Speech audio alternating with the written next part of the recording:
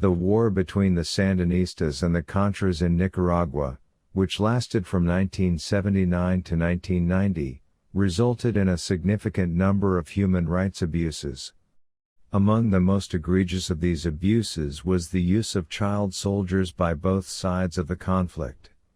This essay will explore the use of child soldiers in the Nicaraguan conflict, the reasons why children were recruited, and the long-term impact on those children.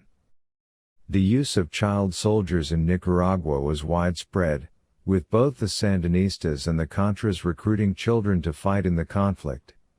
The Sandinistas, who were the ruling party in Nicaragua at the time, began to recruit children as young as 10 years old to serve as soldiers.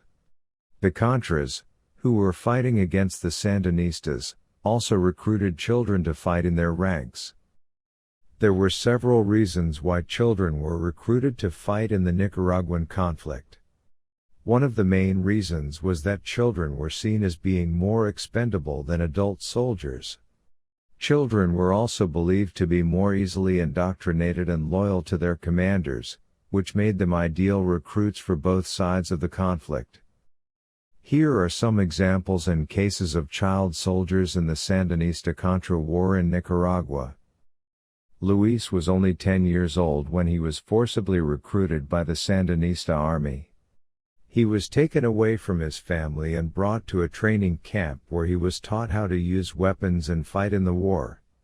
Luis was one of many child soldiers who were used by the Sandinistas in their fight against the Contras. Marta was a young girl who lived in a rural area that was heavily affected by the war. When her family's home was attacked by the Contras, Marta was left alone and without any means of survival. She was eventually taken in by a group of Sandinista soldiers who promised to protect her. Marta was then trained to fight and was sent to the front lines of the war. She was only 12 years old at the time.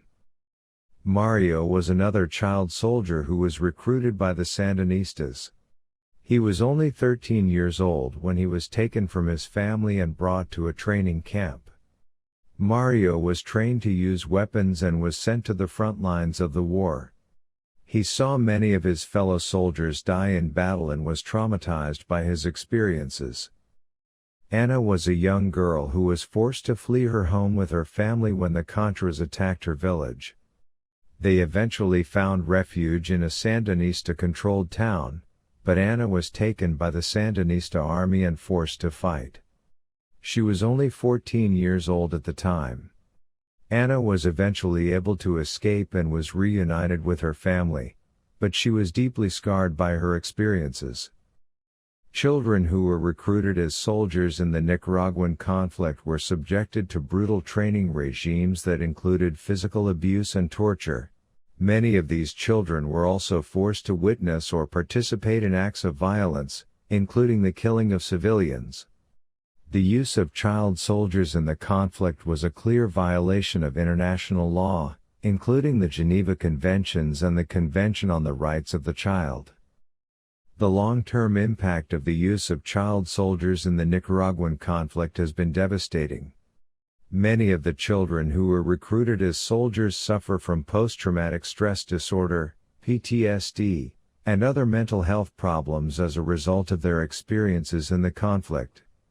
Some of these children have also struggled to reintegrate into society, with many facing discrimination and rejection from their communities.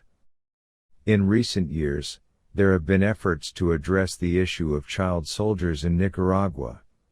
In 2013, the government of Nicaragua signed a joint statement with the United Nations pledging to end the recruitment and use of child soldiers in the country. However, more needs to be done to ensure that the rights of children are protected and that those who were recruited as soldiers in the conflict receive the support and assistance they need to rebuild their lives. In conclusion, the use of child soldiers in the Nicaraguan conflict was a grave violation of international law and had a devastating impact on the children who were recruited to fight. Efforts must be made to address this issue and to ensure that the rights of children are protected in times of conflict. The international community has a responsibility to support those who were recruited as child soldiers and to work towards preventing the recruitment of children in future conflicts,